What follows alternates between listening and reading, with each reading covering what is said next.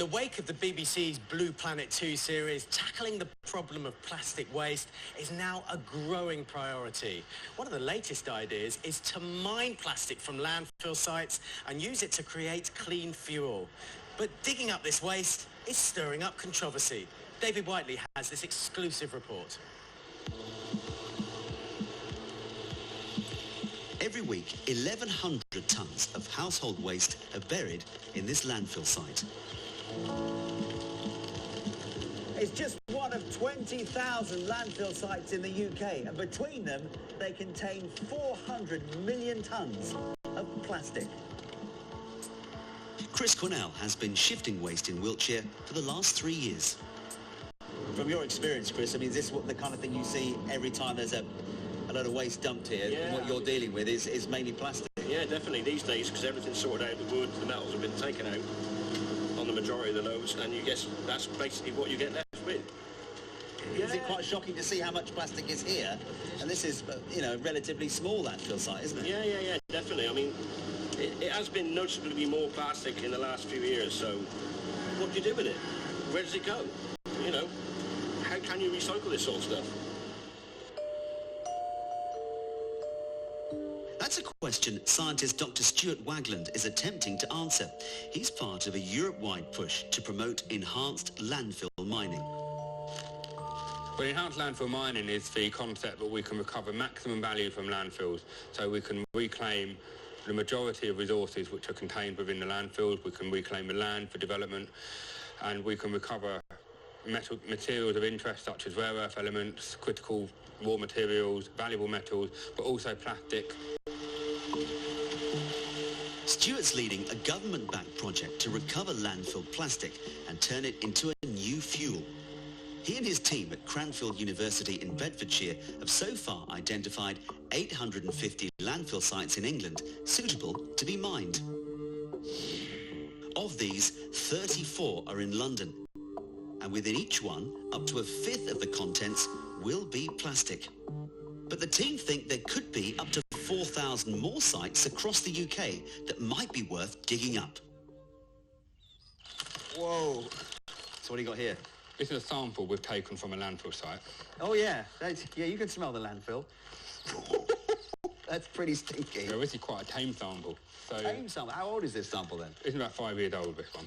If you take all this stuff here, I mean, some of this has really degraded quite considerably, but that has barely changed at all, has it? But the stuff you're really after is this kind of plastic that we just can't recycle. So things like this, dense plastic, this realistically, even if it wasn't landfilled or cleaned, this wouldn't be recyclable anyway. And film plastic, very rarely recycled in the UK. So all of this plastic material is a potential resource. So we're looking at these plastics in particular to understand how they've behaved in landfill sites. So we're looking at the construction of them. Have they changed? Are they the same as the plastic that went in? Yeah. And then are looking at the technology that we can apply to recover the best possible value from these. Stuart and the team are using a technology called pyrolysis. It's already been used to turn non-landfill plastic into gas and oil by heating it at temperatures exceeding 600 degrees Celsius. Until now, it's not been possible to do this with the dirty plastic from landfill. But Stuart's team have found a way. Can we see the oil? We can. So this sample here, this is household waste which has had the metals and the glass taken away, but everything else has been used in a pyrolysis plant. I can see it there. So this oil is very similar in consistency to crude oil, but we believe we can upgrade this to produce chemicals and liquid fuels. It could potentially power your car in the future. How environmentally friendly is the process of turning this into oil and gas? Because the process, I believe, creates carbon dioxide. It does, but it doesn't produce carbon dioxide in the same way as if we were to burn this material. And also, it saves carbon. It replaces transport fuels and raw materials that we would derive from crude oil. So it has that lower carbon impact. But digging up old landfill sites is controversial. At the moment, researchers are not revealing the location of the 34 sites in London, as this may stir up opposition, as I discover on the banks of the Thames.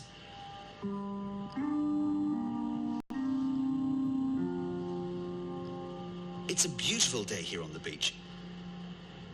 But all is not what it seems. The Thames estuary has been London's dumping ground for more than 100 years. And when you first get onto this beach here in Tilbury, you think, wow, look at all these pebbles glinting in the sun. They're not all pebbles. Here on Clinker Beach, fragments of glass, china and hazardous materials such as asbestos from a nearby old and unsecured landfill are washed up with each new tide. And plastic from the old site is also on display. Julian Kirby is the plastics pollution campaigner for Friends of the Earth. This is unbelievable, isn't it? Plastic was leaching out of the bank. That's right, it's miserable. We've woken up to being in the midst of a plastic pollution crisis, the public concern after Blue Planet 2 and all the rest of it. And to see this plastic rubbing out, washing out, eroding out and going straight into the Thames here is absolutely shocking. Surely it makes sense to take this out, mine what's here and put it to some kind of good use. There'll be a lot that's in that landfill that would be good to get out and put to good use. Metals, precious metals that are in computers and laptops and watches and all the rest of it. But getting plastic out, turning it back into oil and then burning it, essentially that's what's happening. That is going to be very, very bad for climate change. Julian would prefer that plastic is left in a modern, secure landfill where it cannot escape. If it's a secure landfill, then leave it there. It's a fossil fuel that has been put back in the ground where it came from, and whilst it's there, it's not going to be polluting the atmosphere and driving climate change. Clearly, this isn't a secure landfill. But if there are many people who are saying that they can turn this resource from plastic in landfill into cleaner fuel, that surely has to be a good thing. So if they say this is cleaner fuels, what they mean is it's a slightly less terrible type of fossil fuel. It's still a fossil fuel. That's not clean in climate terms. But burning plastic, whether it's in a fancy technology like pyrolysis or whether it's in an incinerator, is incredibly polluting. And that's why we need to be massively reducing how much plastic we use altogether and not locking ourselves into a whole new economy of plastic. But take a trip upriver to the City of London and there's a different view. Investors are looking to see if digging up all the waste found in landfill will turn a profit. And they argue the 400 million tonnes of plastic held in the UK's landfill sites is too valuable to be left buried. Legal practice Latham & Watkins is an international law firm, and partner Paul Davis is an environmental lawyer. What is the best way, in your opinion, to make enhanced landfill mining viable economically? I think you need to bring together what I would call the three revenue streams, and that's looking at the value of the land, taking out the materials which can be recovered and recycled, like rare earth minerals, which can be very valuable indeed. And then the third revenue stream, taking out other materials which can then be burnt and used as fuel. Friends of the Earth say that plastic should be kept in landfill if it can't be recycled because there it can do no harm, but obviously you don't agree. They have their view. I think we need to look at individual landfills on a case-by-case basis. But those materials have already been manufactured, so I think the idea that you can recycle existing materials has to be a good thing. Do you think that we'd be crazy not to do this? Absolutely. I think we would be crazy. We're already seeing examples of enhanced landfill mining about to happen. There's a site in Belgium, Remo, which we believe is entering the very final stages of getting approvals. And that will set an important precedent for others to follow. And the idea that we have landfills up and down the country containing all of these materials and we leave them there, I just find bewildering. If it becomes cheaper for companies to dig up sites rather than managing them for decades, the prospect of mining for plastic will be attractive, and it's predicted we could be using fuel from landfill plastic within 10 years.